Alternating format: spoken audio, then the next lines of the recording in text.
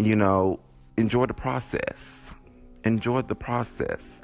Okay, that helps you tremendously, and that's the really, really key thing the Lord has put in me to help me be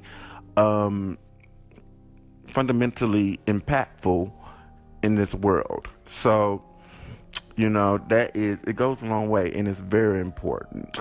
So whenever you are done, okay, let me give you this story, this example of whenever I'm done, like when I'm doing my YouTube videos, honey, I be admiring my videos. Okay, of course I'm editing, not editing, but putting up the description and stuff like that. But I just find myself watching the video over and over again, especially when I have like a poor performance. And then when you edit, it come out to be a grand video. When you get through editing, you be like, "Ooh, did I admire how great of an editor I am?" And everything. So by this time, honey, 2 hours in the past.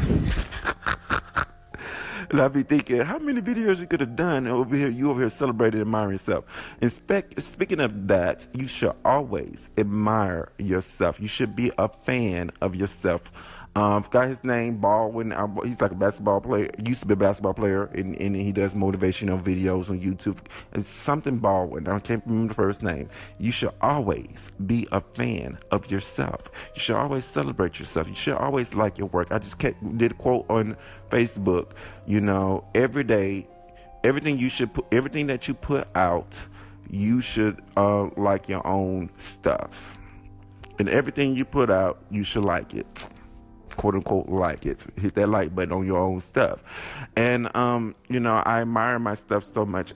Really, really, really. Honestly, I really do admire my stuff and the content that I create. And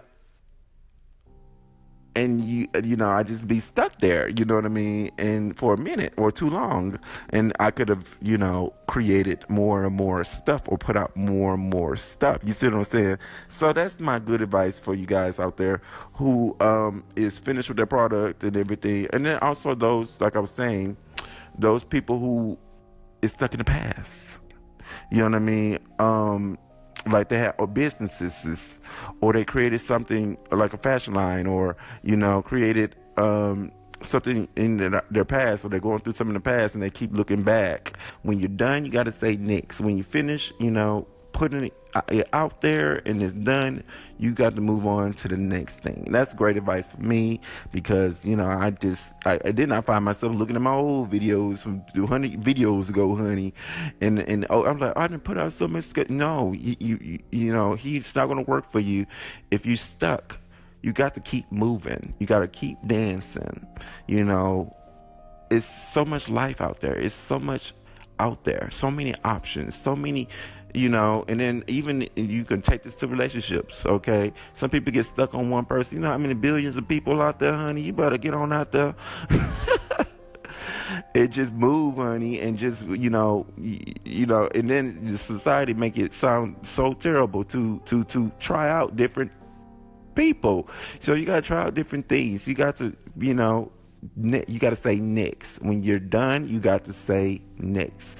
I mean, I know this is not one of my prettiest quotes that I don't line the words up to, but this is good for me and all those dreamers out there who is just stuck. They just admiring their stuff, or they stuck in the past, or they're done with something and everything, and then they watching TV or whatever.